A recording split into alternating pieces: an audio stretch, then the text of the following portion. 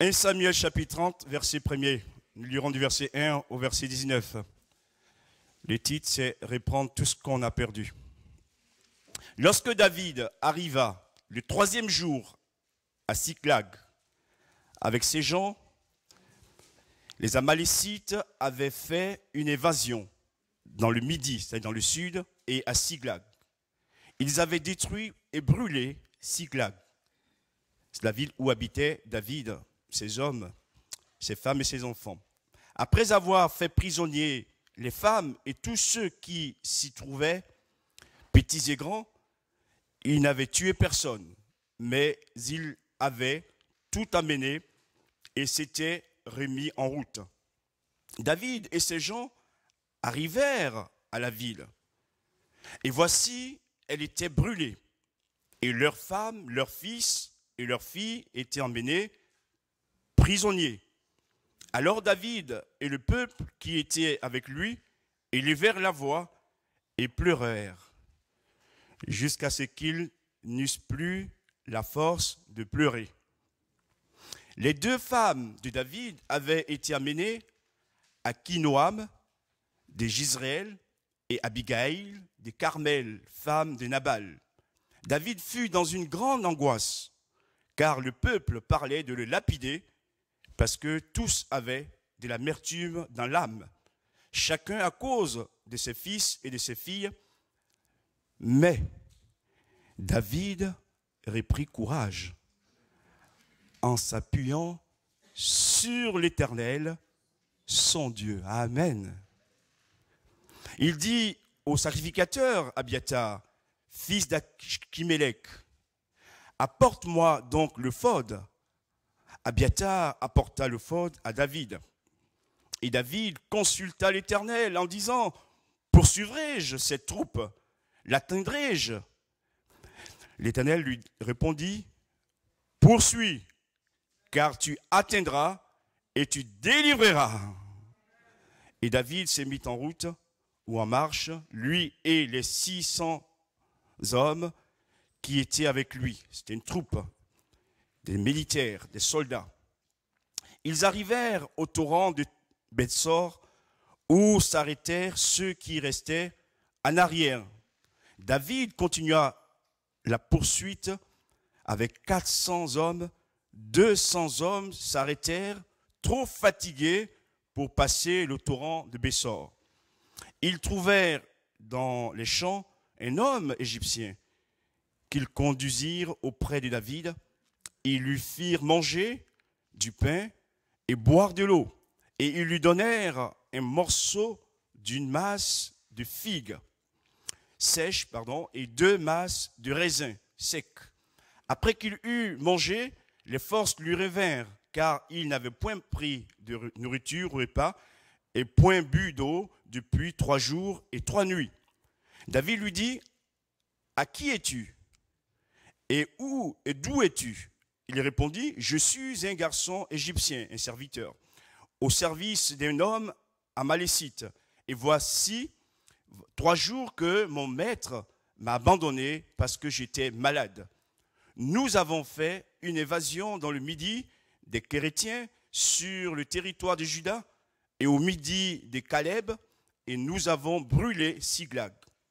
David lui dit, veux-tu me faire descendre vers cette troupe? Et il répondit, jure-moi par le nom de Dieu que tu ne me tueras pas et que tu ne me livreras pas aux mains de mon maître, et je te ferai descendre vers cette troupe. Il lui servit ainsi de guide, et voici, les Amalécites étaient répandus sur toute la contrée, mangeant, buvant et dansant, à cause du grand butin qu'ils avaient enlevé du pays des Philistins et du pays de Juda.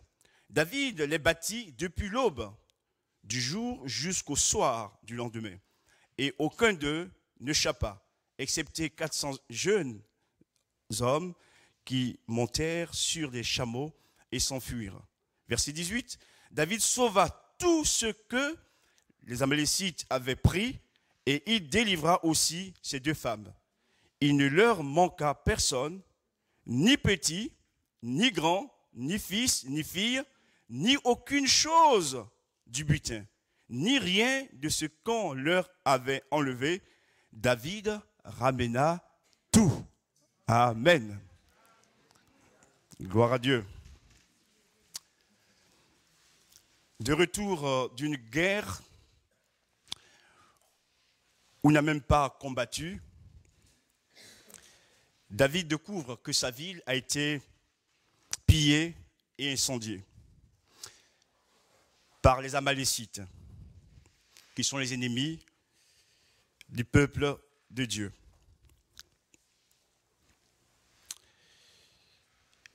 Siglag a été brûlé. Siglag a été détruit.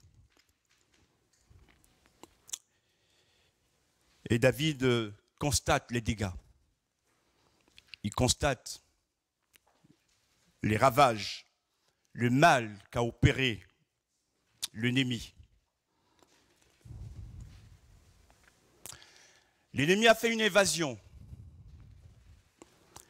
C'est l'action d'envahir.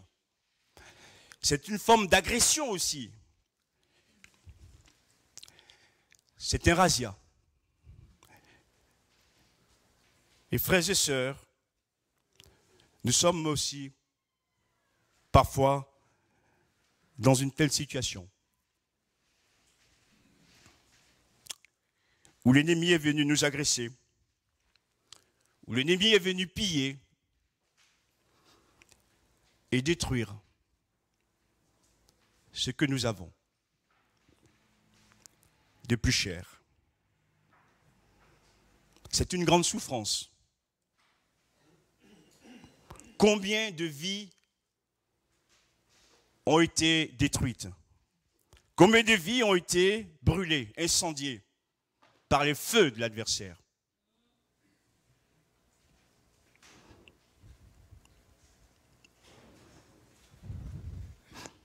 Parmi les prisonniers se trouvent des femmes et des enfants. Et oui, il arrive des fois que l'ennemi fasse de nos enfants, filles et fils, des prisonniers.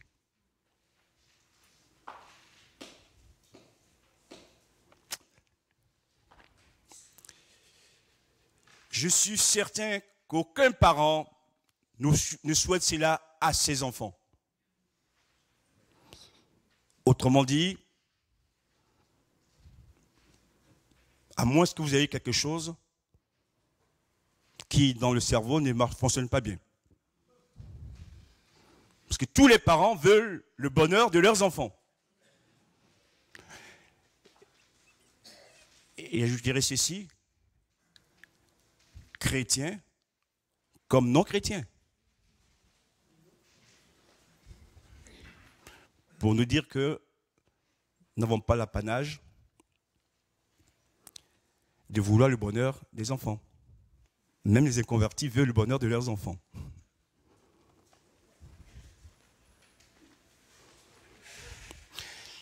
La Bible ajoute que l'ennemi a tout amené, tout amené. Hommes, femmes, enfants, troupeaux, tout ce qui était dans la ville, qui pouvait servir, a été pris par l'ennemi. À l'absence de David et de sa troupe.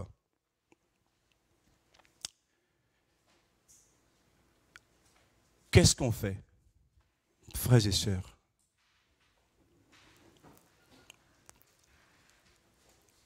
Quand on constate les ravages de l'ennemi dans notre famille, dans notre ville, dans notre pays. Mais on fait comme David et ses hommes.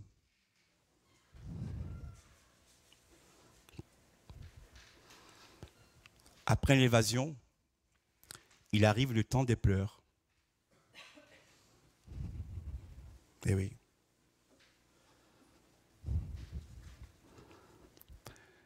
Il nous arrive, frères et sœurs, parfois parfois de verser des larmes, d'abondantes larmes. La Bible dit que David et sa troupe élevèrent la voix pour dire simplement qu'ils crièrent leur douleur. Et il y a des situations de nos vies, dans nos vies, notre entourage, nos familles, qui nous amènent à pousser des cris de douleur, des cris de souffrance. On appelle Dieu au secours. Certains diraient parfois, mais pourquoi moi?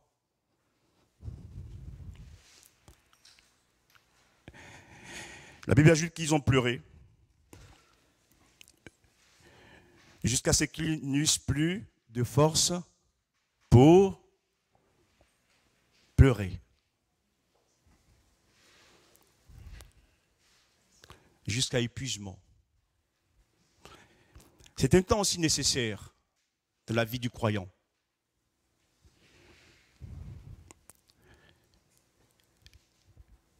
Et ce qui va les arrêter, c'est qu'ils n'avaient plus de force pour continuer à pleurer.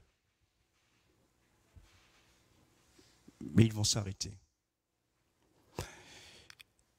C'est vrai qu'il nous faut pleurer. Mes frères et sœurs, je le dis avec beaucoup d'amour, il y a un temps aussi où doit cesser les pleurs.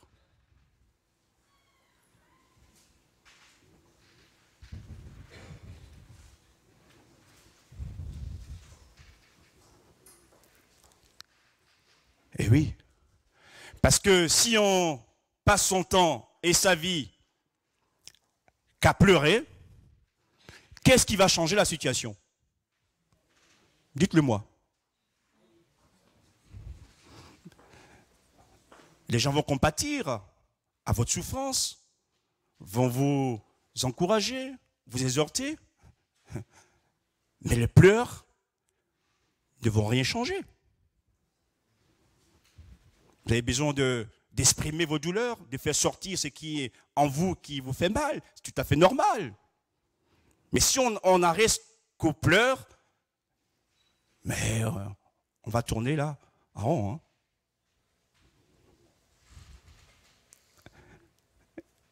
Et regardez la suite de cette histoire.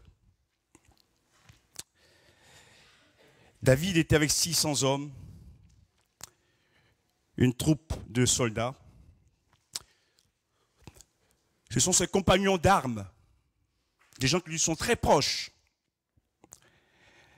Mais au moment de l'épreuve, vous allez voir ce qui va s'y passer. Les compagnons d'armes de David ont de l'amertume contre David.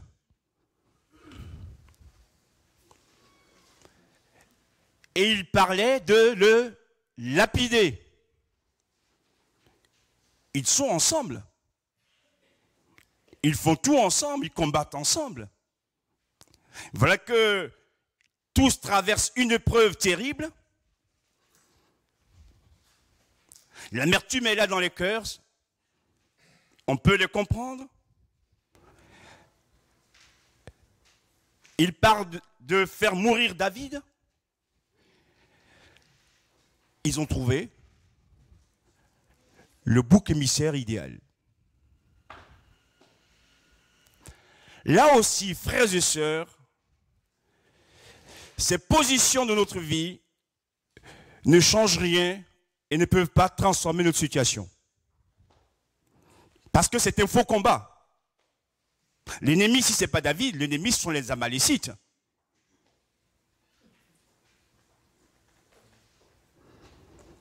Que le Seigneur Jésus nous aide, frères et sœurs, dans cette nouvelle année, à comprendre que notre service n'est pas de lapider nos proches. mais d'être éclairé par l'Esprit de Dieu afin que nous prenions les bonnes dispositions du cœur pour combattre le véritable ennemi.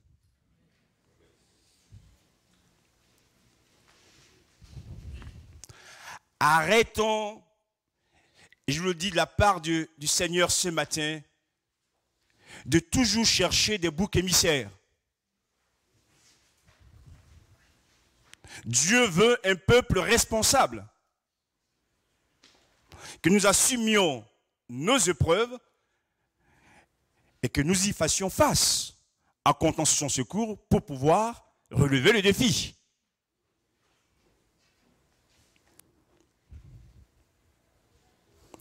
Et à cause de cette situation, David lui-même est perturbé parce qu'il est dans une grande angoisse. Il ne sait plus trop où il en est lui-même. Et vous allez voir, troisièmement, il nous donne une belle leçon, David. La Bible dit que David aurait pris courage en s'appuyant sur l'Éternel, son Dieu, verset 6. Le tableau est sombre. Il n'y a pas d'issue à vue humaine. Les hommes, les femmes, les enfants ont été emmenés prisonniers. La ville où ils vivaient a été brûlée. C'est terrible comme épreuve. Mais même là encore, frères et sœurs, la Bible nous dit que cet homme qu'on dit qu'on va lapider, qu'on va mettre à mort, s'est tourné vers une seule personne, Dieu. Et en se tournant vers Dieu, il a repris courage. Frères et sœurs, quand on tourne nos regards vers le Seigneur, le regard n'est jamais confus et il est rayonnant de joie. C'est vers lui que nous devons nous appuyer. C'est lui que nous devons chercher. David s'est appuyé sur Dieu. Merci pour les frères, merci pour les hommes de Dieu, etc. Mais le premier appui de l'enfant de Dieu, c'est Jésus.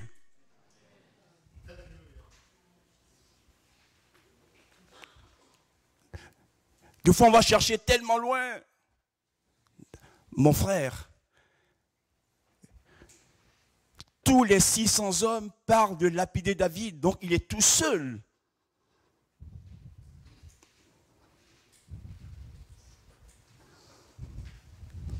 Il aurait pu dire, mais même mes amis m'abandonnent. Même mes amis ne me comprennent pas.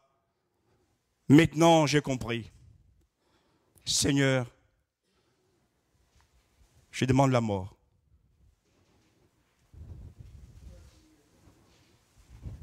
Ou Seigneur, je ne veux plus te servir.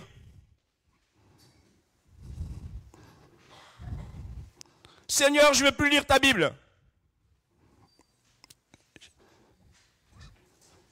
Ah, mais j'ai compris maintenant.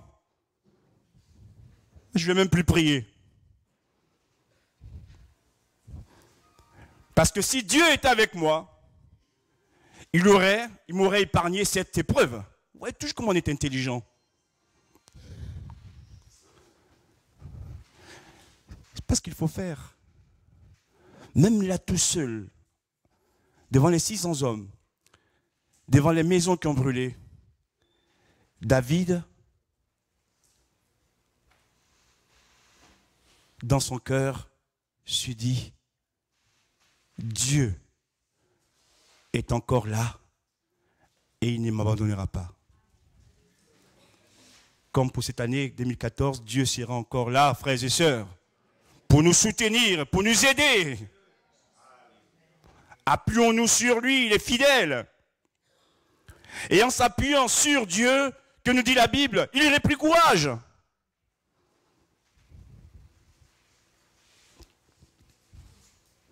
Ah, le courage. Il y aurait beaucoup à dire là-dessus.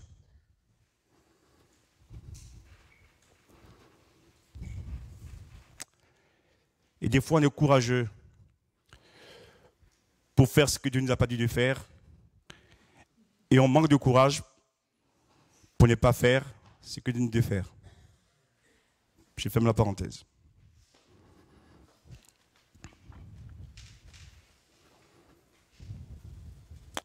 Que va-t-il faire? Dans le camp se trouve un sacrificateur. David est roi.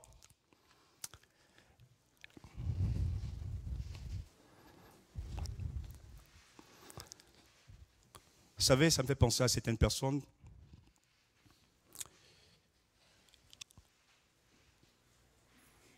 qui veulent régner, mais sans tenir compte des principes de Dieu. En faisant appel à Abiathar, qui est sacrificateur, David nous démontre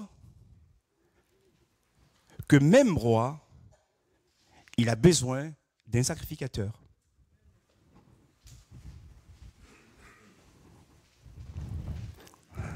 Même si nous régnons, frères et sœurs, nous avons besoin des pasteurs.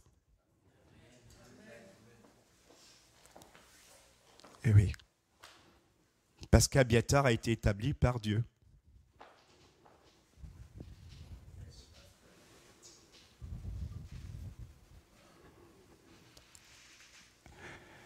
Et oui, là aussi, frères et sœurs, que Dieu nous ouvre l'esprit. Des fois, on veut aller combattre, faire des choses. On veut passer au-dessus de ce que Dieu a établi. Mais on ne va pas loin.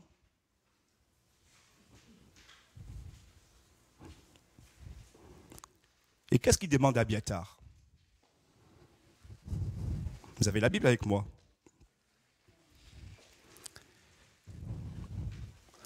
Abiathar est le gardien de l'éphod.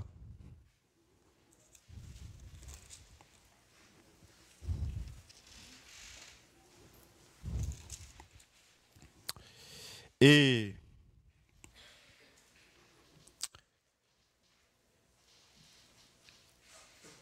il dit, verset 7, au prêtre, Abiathar, apporte-moi le phod. Abiathar apporta le phod à David.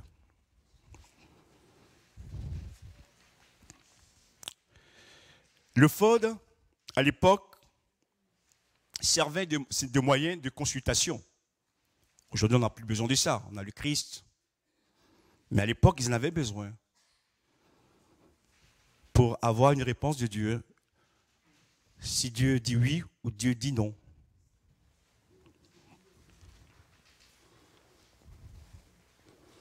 Et David ne fait pas les choses à moitié, ni dans le désordre. Il va respecter les différentes étapes. Et c'est avec cet effort qu'il va consulter l'Éternel.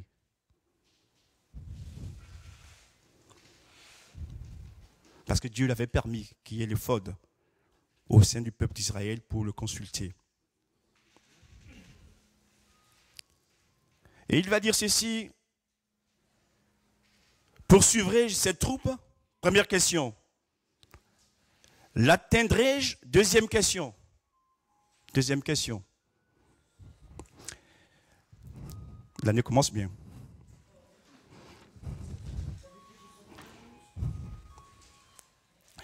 Et le Seigneur, dans sa grâce,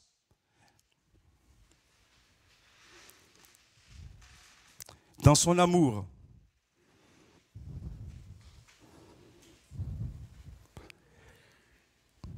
va répondre à David.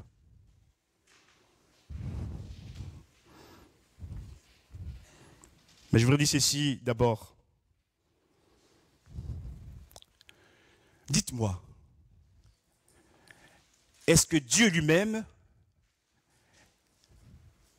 n'a-t-il pas vu l'état dans lequel se trouve la vie de Siglag? Oui ou non? Dieu l'a vu. Est-ce que Dieu n'a pas vu les souffrances de David et de sa troupe? Dieu les a vus.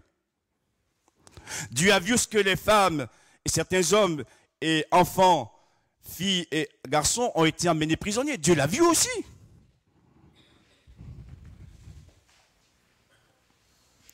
Et ce que j'aimerais vous dire ce matin, frères et sœurs, pour nous aider aussi,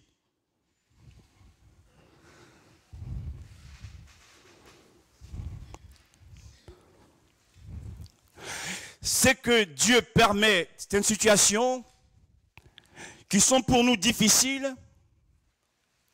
Mais frères et sœurs, c'est pas qui nous a abandonnés, qui n'est plus avec nous. Il permet l'épreuve pour que nous puissions avoir les bonnes positions, bonnes dispositions pour chercher sa face.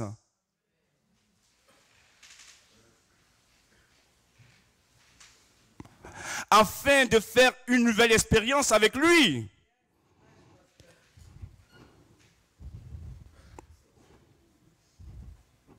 Des gens écoutent, faites pas de commentaires, merci. Parce que, merci Seigneur, pour toutes les victoires que tu m'as accordées l'an dernier. Toutes les espérances que tu nous as accordées l'an dernier à l'église. On ne va pas vivre que du passé. Et des chrétiens qui sont nostalgiques. Et vous savez d'ailleurs, avec le temps, on embellit le passé. On pense que dans le passé, c'était beau, c'était formidable. Mais frères et sœurs, Dieu, on construit au présent et l'avenir. Hein?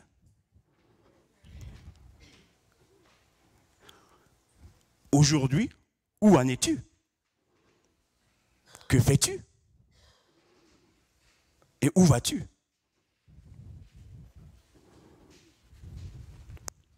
Donc Dieu veut que nous fassions de nouvelles expériences, frères et sœurs. Sinon on arrête la course. En disant, je suis arrivé, Seigneur. Maintenant, 2014, c'est une année sabbatique.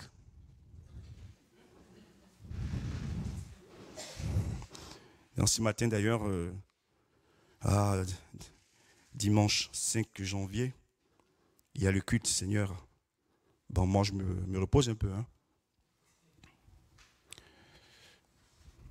Vous voyez, on peut toujours faire, dire des choses à notre manière. Et en plus, on voudrait dire que Dieu est avec nous. Non, Dieu n'est pas avec nous. Je ferme la parenthèse. Pour ceux qui sont malades, qui ne peuvent pas, on les comprend.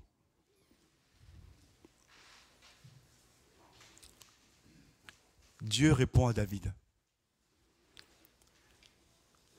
Et je peux le dire hein, dans toutes mes petites expériences que j'ai faites avec le Seigneur.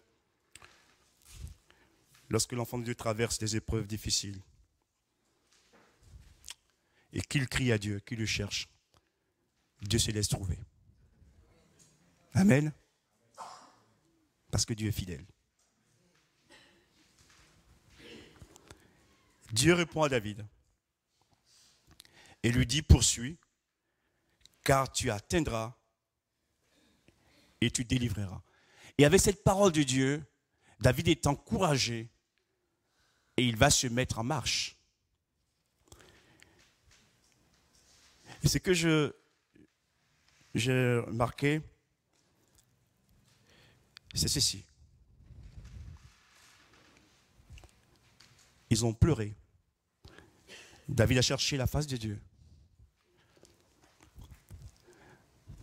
Mais il n'est pas resté à Siglag. Hein. Il va se mettre en marche pour aller délivrer les prisonniers.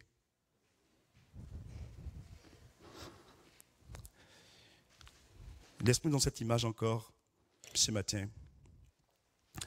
Là où certains, toute l'année, vont rester à pleurer Siglag, à sentir la fumée. Mais non, à un moment donné, il va falloir se bouger.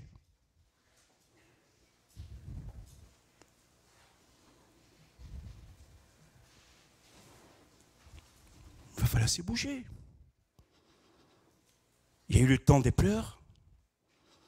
Il y a le temps maintenant de relever le défi, de se mettre en marche et d'aller combattre.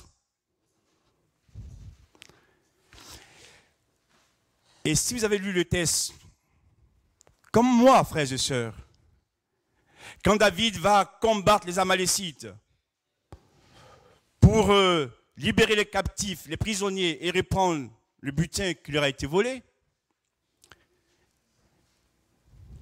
il va avec combien de personnes? C'est-à-dire la totalité de la troupe. Oui ou non? Non? C'est-à-dire, combien sont partis? Non. Mais au départ, combien partent? Je pars du départ. Et combien il y a d'hommes dans la troupe?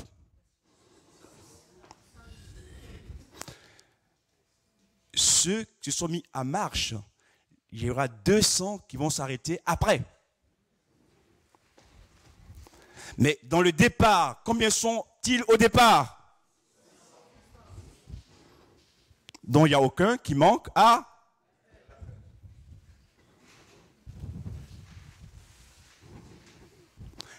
Et pourtant, tous les 600 disaient qu'ils allaient lapider. Vous voyez l'état de leur cœur aussi. Quand Dieu est intervenu pour encourager David, ils se sont aussi ressaisis. Ils ont dit, mais on va avec toi. Vous avez compris? Eux-mêmes ont été guéris dans leur cœur.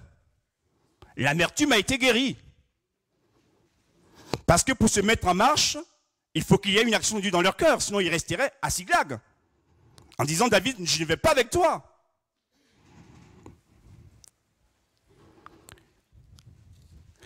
Et pendant la marche,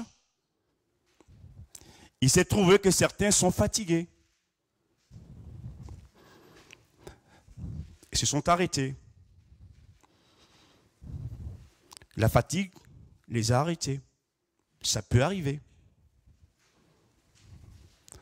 Mais ce que j'aimerais dire, je préfère que les 600 au départ se mettent en route avec David pour aller délivrer les captifs. Et même si 200 en cours de route se sont arrêtés, que ceux qui ne partent jamais et qui critiquent toujours.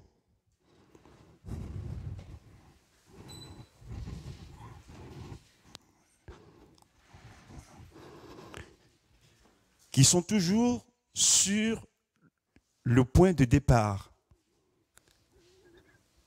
sur le starting block. Les 200 qui sont arrêtés, c'est suite à la marche, parce qu'ils ont été fatigués. On les comprend. Bien sûr que tous n'arriveront pas à la ville où étaient les Amalécites pour délivrer tout le monde. Mais enfin, on a vu que tous ont fait un effort. C'est ce que Dieu nous demande, frères et sœurs, que chacun de nous fassions des efforts. Si même nous sommes parmi les 200 qui sont arrêtés au torrent de Betsor, c'est déjà beaucoup. Parce qu'à ce moment-là, vu votre état, vous n'êtes plus capable d'avancer, et Dieu le sait. Mais en même temps aussi, Dieu a prévu que un certain nombre parmi la troupe puisse avancer.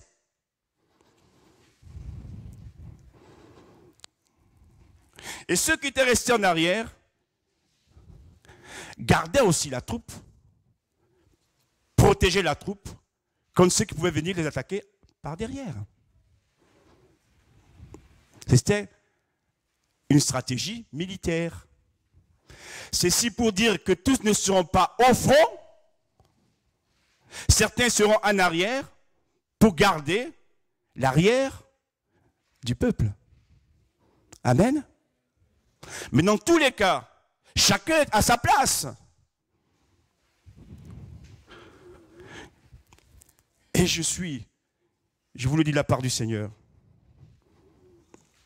ça ne sert à rien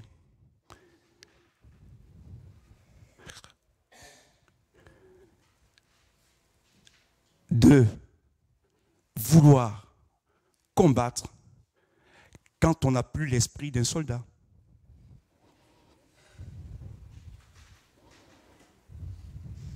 Et si Dieu nous a permis de connaître ces textes, frères et sœurs, c'est pour réaliser que tous les 600 hommes qui sont là sont des gens de guerre.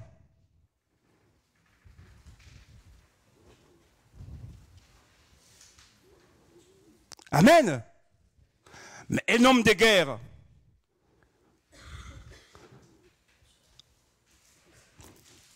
vous savez ce qu'il attend? Et le combat. Nous sommes des combattants. Même si Dieu est avec David et avec les 600 hommes, ils doivent aussi combattre. Et des fois, on voudrait que Dieu fasse tout pour nous, frères et sœurs. Il a reçu la promesse. Mais qu'est-ce qu'il fait de la promesse? Il s'en empare pour aller combattre, relever le défi.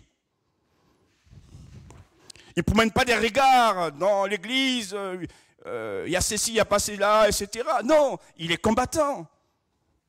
Et il s'élève pour Dieu.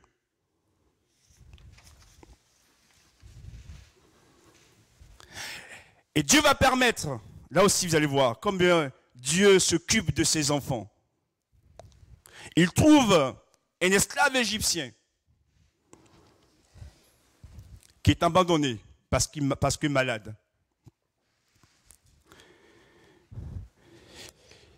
C'est pour vous dire qu'il n'y a pas de hasard dans la vie des enfants de Dieu.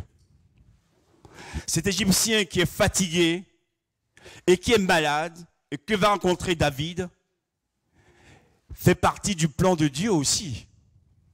Imaginez qu'il ne l'ait pas rencontré du tout. Ils auraient mis du temps à rattraper la troupe amalécite. Dieu a permis aussi que cet homme soit abandonné par son patron et que David le rencontre. Et qu'est-ce qu'il va faire? Il va le nourrir, il va le renforcer et c'est lui qui va leur servir de guide. Et des fois aussi, Dieu met sur notre chemin des hommes auxquels nous ne pensons pas. Et Dieu va servir d'eux pour nous aider, pour nous servir de guides, pour aller au bon endroit. Que Dieu nous donne encore de la sagesse et du discernement. Ne spiritualisons pas tout. Même le jeune homme, cet Égyptien, Dieu se sert de lui pour aider le peuple d'Israël. Et des fois, Dieu nous envoie son secours. Mais nous, on se dit, non, Seigneur, moi, je ne veux pas un Égyptien. Ça serait bien que ça soit quand même un Hébreu. Non. Le tout, c'est d'être à l'écoute de Dieu. Et ce jeune homme va les conduire jusqu'à l'endroit où étaient les Amalécites. Et qu'est-ce qu'ils rencontrent? Ils sont en train de manger, de boire et de danser. Là où le peuple de Dieu pleure.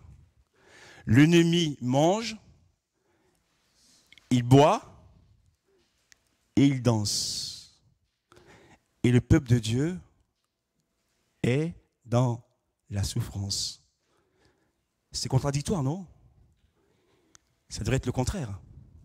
Mais frères et sœurs, chaque fois que l'ennemi nous vole des biens, chaque fois que l'ennemi nous vole des hommes ou nos enfants, il se réjouit. Et qui va mettre fin à cette fête chez l'ennemi? C'est David et ses hommes. Donc c'est nous les croyants qui allons mettre fin à cette réjouissance. Parce qu'on relève le défi. Et nous disons, Seigneur, non, il ne peut pas être plus fort que nous. Tu es avec nous et nous le vaincrons. Amen. La Bible dit que David bâtit les Amalécites depuis l'aube du jour jusqu'au soir du lendemain. On aurait pu ne pas écrire ce verset, hein, parce que c'est comme une redondance. On pourrait dire simplement David a vaincu l'ennemi. Mais si Dieu nous parle du temps que David a mis, c'est pour nous dire aussi, frères et sœurs, qu'il y a des combats qui durent. Amen. Dès l'aube, il aurait pu déjà avoir la victoire. Hein.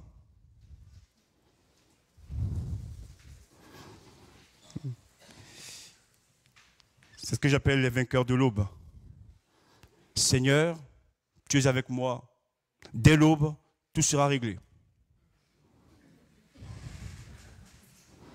Seigneur, tu es avec moi. Dès le 1er janvier, tout sera réglé.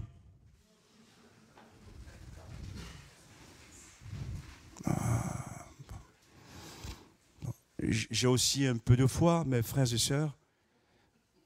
Ça ne se passe pas toujours comme ça. Parce que Dieu veut voir jusqu'où on ira. Avec lui, parce qu'il est avec nous quand même. Hein? Et parfois le combat est long. Mais frères et sœurs, Dieu est toujours avec nous.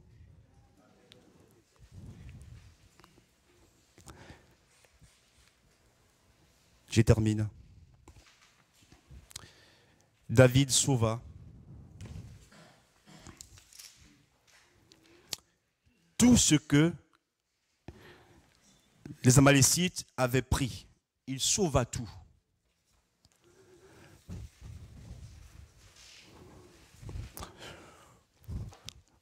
Moi, j'aurais écrit, je trouve que c'est, on pourrait dire que c'est même prétentieux, parce que David n'a rien sauvé. C'est Dieu qui a sauvé. Oui ou non? Et pourtant, c'est son nom qui est écrit. Ça veut dire que dans la victoire de Dieu, il y a toujours un engagement personnel. Et Dieu donne les noms de ceux qui ont combattu. David sauva. Soyons des David pour sauver ce que l'ennemi a pris dans notre vie. Et il délivra tout le monde. Hein. Verset 19, conclusion. Il ne leur manqua personne, ni petit ni grand, ni fils ni fille, ni aucune chose du butin, ni rien de ce qu'on leur avait enlevé. David ramena plus fort.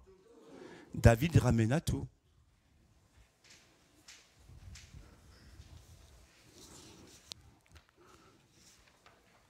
Au lieu de dire ou de voir ce qui nous manque, disons au Seigneur, fais de moi un homme, une femme, comme David, pour ramener tout ce que l'ennemi a repris. Amen. Il ramena tout. Il ramena tout. Et la fête n'était plus du côté de l'ennemi. La fête est du côté des enfants de Dieu. Seigneur, avec ta grâce, que chacun de nous soit un instrument pour amener tout ce qu'on a perdu, pour reprendre le butin volé, les enfants volés, les hommes volés, les femmes volées, dans nos familles. Et parce que tu es avec nous, Seigneur, par ta force, nous vaincrons. Dans le nom de Jésus. Amen. Merci pour ta parole. Merci de nous exhorter, de nous encourager, de nous aider, Seigneur, à prendre conscience que tu diriges nos vies. Et même si parfois nous avons versé des larmes, tu traces notre chemin. Et c'est toi qui nous donnes la victoire en Jésus-Christ. Seigneur, nous ne voulons pas rester en arrière pour regarder, mais nous voulons nous-mêmes nous engager dans le combat pour répandre à l'ennemi tout ce qu'il nous a volé. Au niveau des dons spirituels, des personnes, des âmes, de nos biens. Alléluia, Seigneur. Nous savons que tu es avec nous. Cette année, Seigneur, nous comptons sur ta grâce pour ramener tout à la maison. Tout pour ta gloire. Au nom de Jésus. Amen.